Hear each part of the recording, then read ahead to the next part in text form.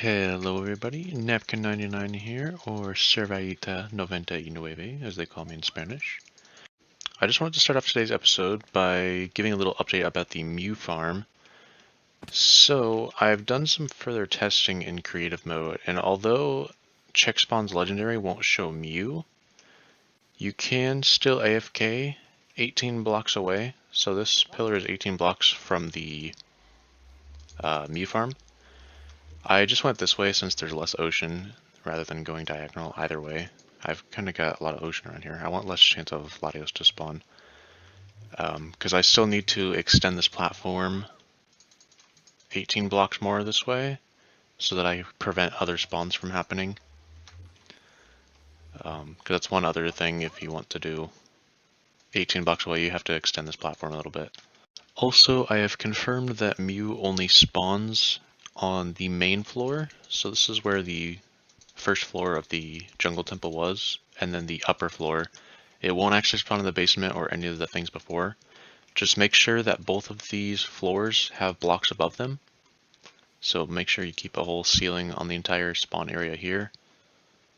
I have also put a comment in episode 7 that kind of describes all this just in text. If you'd rather see it than hear it, then be sure to go check that out.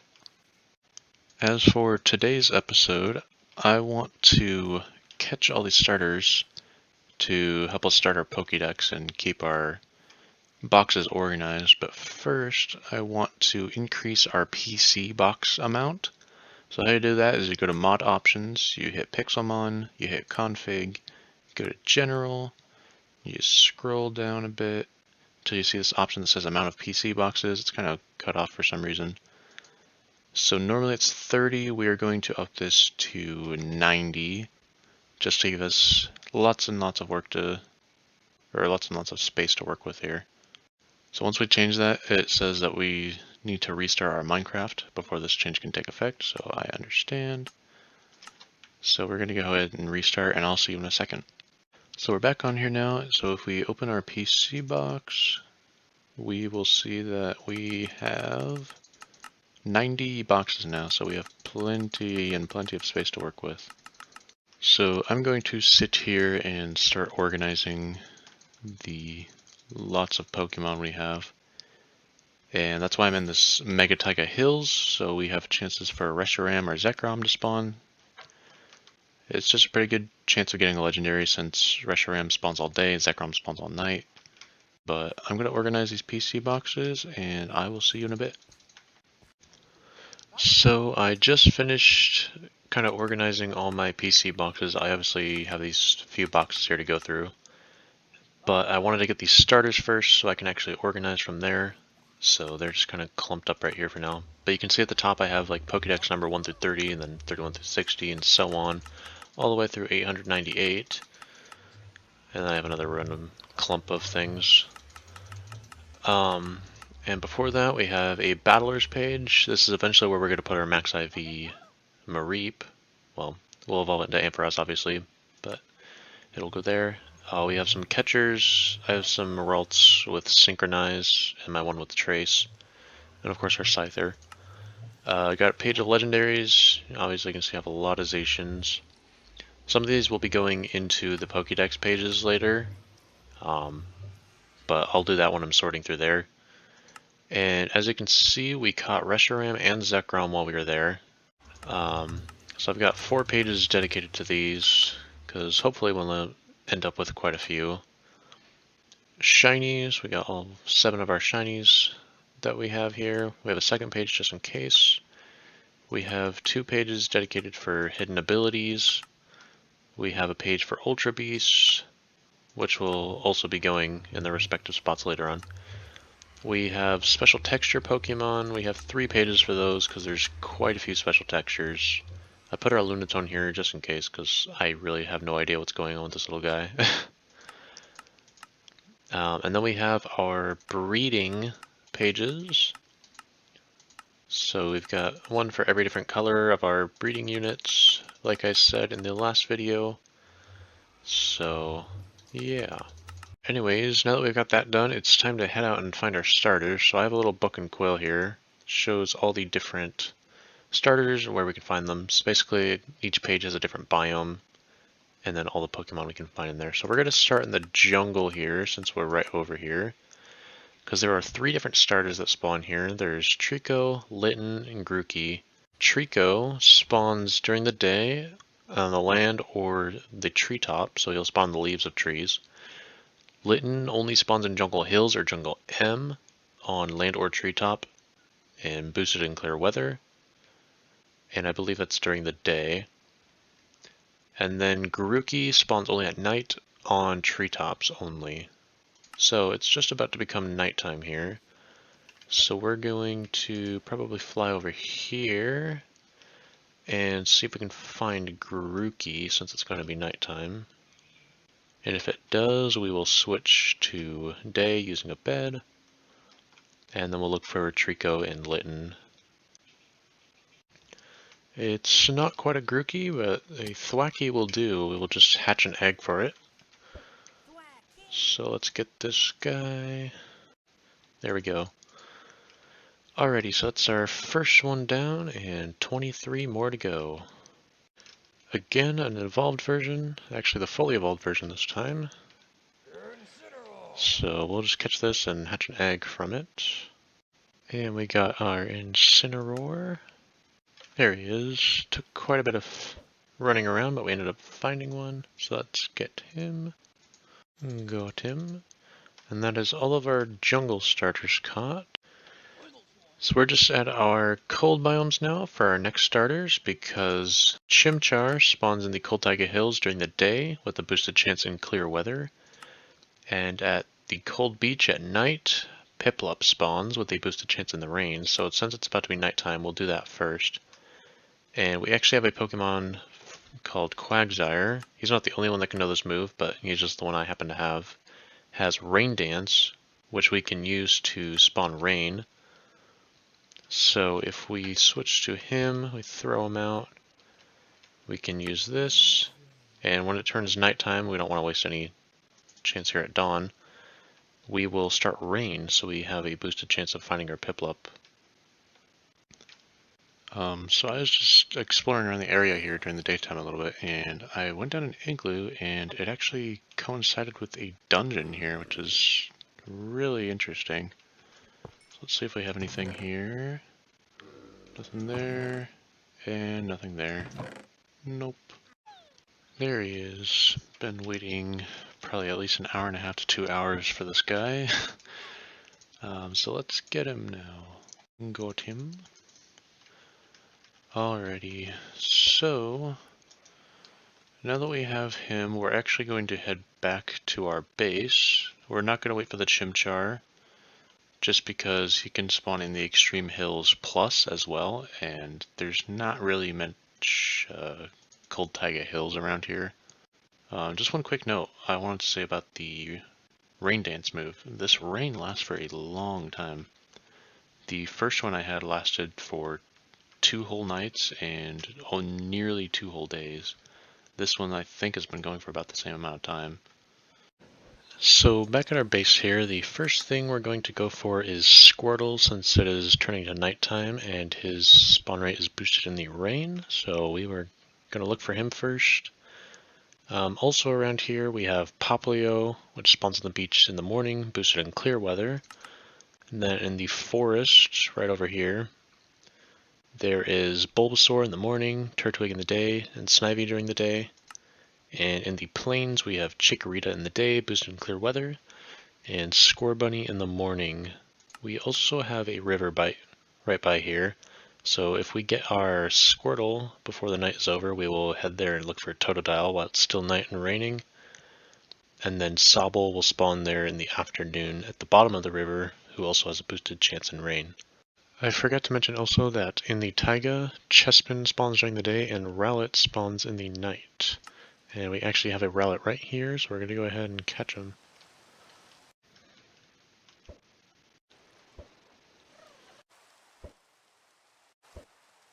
I don't think there's any way this guy is anything but Pygmalion size. He is tiny. Confirmed Pygmy Squirtle.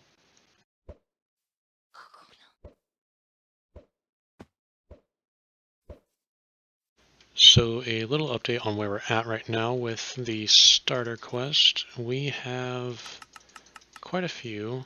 I got my chestpin. I have not gotten a snivy or a turtwig. I have decided that I'm not going to catch starters that I already have, but I will still go over them and where to catch them. Just because it's been taking so long, like this chestpin took me a few hours trying to get it. I also caught a shiny Kakuna, so that's pretty cool. And the Poplio we caught is actually a hidden ability Poplio, and to my knowledge this is the first hidden ability we have. We may have another one, I just need to look through all my other Pokemon. But this is a pretty rare find, because a Pokemon has a 1 in 150 chance of having a hidden ability if they have one to get. So getting one on a starter is even more rare. So excluding starters we already have, we need 5 more. We need Totodile, which I still haven't caught. I'm going to go to Ultra Space for that one because in Ultra Space there are some weird little river things that I'll show you when we get there. And it'll just be easier to catch them there. We need Froakie. So Froakie will spawn in the morning in swamps or anytime if you're fishing with an old or a good rod. So we'll probably just fish here. And then Mudkip spawns naturally here during the night when it's raining, and only when it's raining. But since we already have Swampert, we won't necessarily go for that one. Charmander we already have. He spawns in the mountains in the day during clear weather. In the savannah, this is where 2 of our other starters that we need are Cyndaquil and Tepig. Cyndaquil spawns in the day, Tepig spawns at night. Torchic also spawns here in the afternoon, but we already have that. In the desert is our other one that we're missing, Fennekin. He spawns here during the day with a 2x rate near dead bushes. He actually spawns in any arid biome, such as savanna, desert, mesa. But desert and mesa will probably be your best bet, considering there's the dead bushes there. I'm not flying all the way out to my mesa since I have deserts right near my base, so we'll just go there. The other one I haven't shown yet is Oshawott. He spawns in the stone beaches in the afternoon with the boosted chance in rain. We have the stone beach by our savannah over there, so if we did need that one, which we don't because we have a Samurott from our Ditto eggs somewhere. So we need 5 more starters. We need Froakie, Fennekin, Tepig, Cyndaquil, and Totodile. So I am going to catch those, and I will see you then.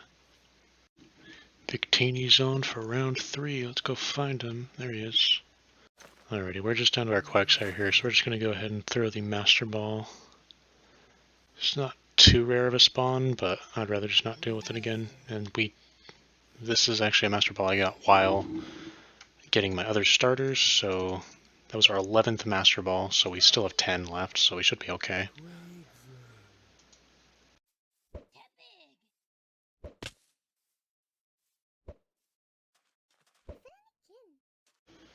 So this is kind of one of those weird areas in Ultra Space I was talking about getting Totodile at, where it kind of crosses over into rivers. So this area is even stranger. It's kind of got Swampland M, Extreme Hills M, and River all mixing in together. And I think there's even some Birch Forest M somewhere in here. There's some Ultra Forest as well, but it kind of goes back and forth between these biomes. So we'll sit here for a bit, make it rain. We can't actually tell when it's nighttime besides just by looking at what Pokemon are spawning, because if you see the clock, it's just kind of spinning around. Also note, if you're going for something daytime in Ultra Space, do not sleep here. The bed will explode as it does in the Nether and the End, and you may die. So if you're doing this with Quagsire to make it rain in Ultra Space here, you're going to have to use that before you come to Ultra Space, otherwise it won't work. It'll use up the ability, but it won't actually make it rain. So use it in the regular overworld, and then come here and it should still be raining. And we are all done getting our starters. I have them all organized on these 3 pages here for now. So you can see there is quite a few when it's all 3 of their stages. But we eventually got them all. Our hidden ability Poplio I have in our hidden ability box, so I made a 3rd one, so we have just regular abilities here. Another interesting thing, that Squirtle we caught was pygmy size, which I thought was the smallest, but we ended up breeding it with our pygmy ditto that we have, which I didn't even realize until the baby came out as microscopic, which is a size smaller, so he is very, very small. He's running away. So we actually ended up with two of them, and we evolved this one into a Blastoise, and it's still pretty small, and we can even Mega Evolve him, and he doesn't get much bigger, so I've named him Tiny Titan, because he actually has pretty decent IVs as well. So if you look at him, he's got 84%, he got max on attack, and nearly max defense, and everything else is really high, so it's a pretty good one. So we actually use him in our team. I've been leveling him up a little bit. It also turns out our Tiny Titan is a land mount, so he can carry us along the ground here. Almost kind of looks like we're scooting across the floor. We also found a shiny Starly while we were looking for some starters in the savannah. And we found a shiny Murkrow flying by when we were leveling up Pokemon at the XP grinder. So we have gotten 3 shinies today. So we now have a total of 10. And we also managed to find 2 more Cubfoos while we were grinding XP, and we found a Kyogre while we were hatching eggs. And since we have 3 Cubfoos now, it doesn't really hurt to make one of each of these into Urshifu. So I believe the way we do this is we throw him out and we right click on this. Oh, we right click on him standing near it. And then he'll start evolving. So this should be Rapid Strike form, I believe. Yep. And then our other one we will use on the Scroll of Darkness here. And now we have both different forms of Urshifu. One is much bigger than the other. And with this Kyogre we caught, we actually have enough blue shards to make the blue orb. So how you do that is you take your blue shard, you right click on a block, that'll place the first piece, and then you do that for the rest of them. And it ends up building this orb. And then it starts glowing and stuff, and I believe you can break it. Yeah. So now we have the blue orb, we can put this on our Kyogre, and now we should be able to Mega Evolve him. Not sure how big he'll get. So we can Primal Revert him. That's what it's technically called for Kyogre and Groudon. So yeah. So I'm going to go ahead and sort all of these starters now to their actual spots, and probably get the rest of my Pokemon sorted as well. And I will see you guys in a little bit. One other thing I'm going to say real quick. In this episode and possibly future ones, you will probably notice this symbol on some of my Pokemon when I go into their summary. Because while I was grinding XP, they got infected with Pokerus, which is like a virus on Pokemon, but it's actually a helpful thing. So basically, when you defeat a Pokemon, there's like a 1 in 12,888 chance or something like that, that your Pokemon will become infected with Pokerus, and then it can spread to other Pokemon in your party. Basically what this does is doubles your EV gain from fights. So in a fight you would normally get 2 EVs, you would get 4. Or if you're using power items, which I believe give 8 normally, you'd get 16. So it's a really good way to EV farm if you have this on your Pokemon. And eventually this symbol will go away, and this symbol will change to a little happy face, meaning your Pokemon is healthy again. And that happens after 1 to 4 days in real time, but the EV doubling effects will still remain on that Pokemon. It just can't spread from that Pokemon to other Pokemon in your party anymore. Alrighty, I have finished organizing all of our boxes here. So all of our Pokemon are in order now. There's obviously a lot of gaps. We still have quite a ways to go. But there are some parts where it's filled up, usually where it's the starters. But like here we have all the Ultra Beasts, so it gets pretty filled up here. Anyways, for our next project today, I want to make a berry farm in the field over there. And for that, I want 34 specific types of berries, so I have them all in this book here. I want all the different berries for the types. I want the 6 for stat reducing berries, or the EV reducing berries. And I want the kinds that help us make the lures, because we're going to be using those in a future episode. So that is these ones right here. I believe there's 10 of them. So we are going to go around the forest and stuff around my base, like even right here there's a berry bush, and harvest all these berries. I do actually have a decent amount of berries already. I've just saved whichever ones I've gotten. I have thrown quite a few away, because I wasn't near my shulker box at the time, but it's not too big of a deal. There's lots of berry bushes around here, so we'll find some. And I think while we're running around here, we're going to catch any Pokemon we don't actually have already, so that'll help us fill our Pokédex up a little quicker.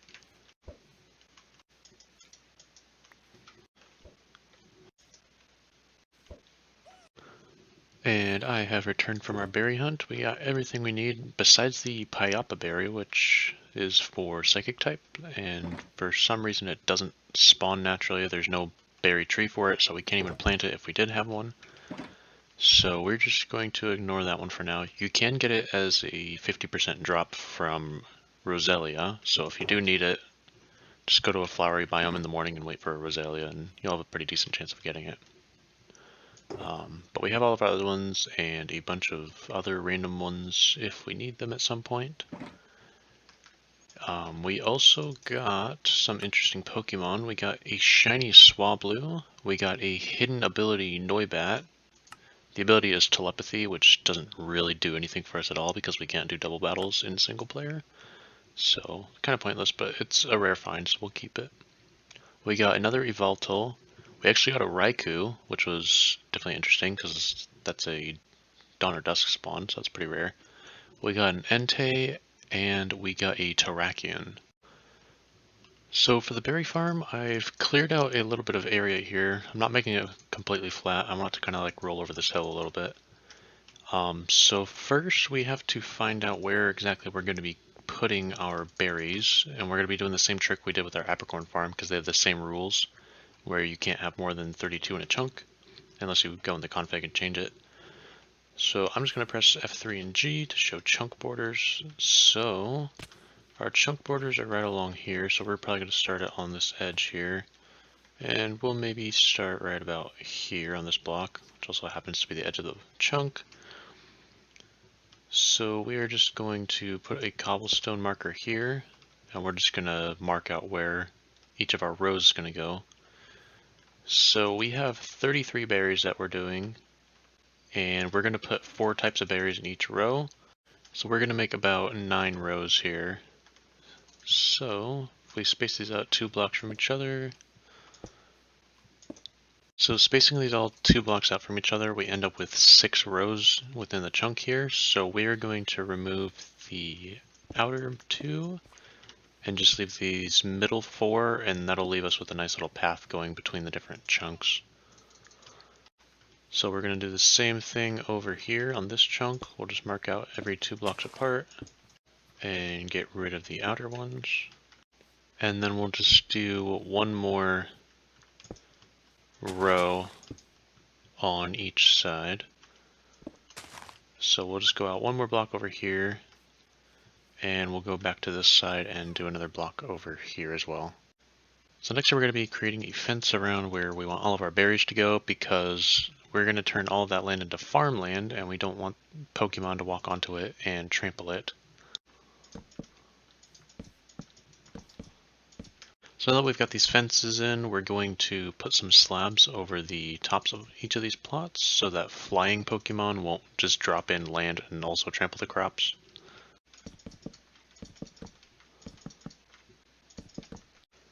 So now that we've got these slabs over all of these plots, we're going to start getting the farmland ready to be tilled. So we're going to put water a maximum of 4 blocks away from where a berry bush will be, so that all the land remains tilled. So if you need to mark out where your other berry bushes are going to be, go ahead and do that. to make it easier on yourself.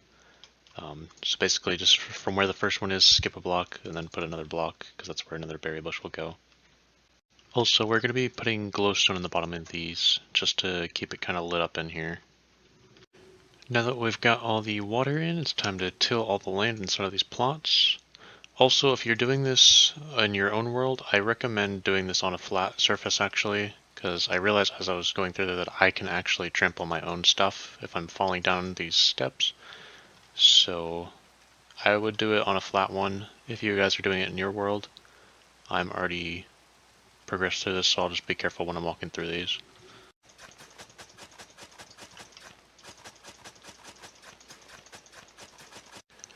And once you've got all your farmland tilled, the last thing you have to do for setup is just plant your berries.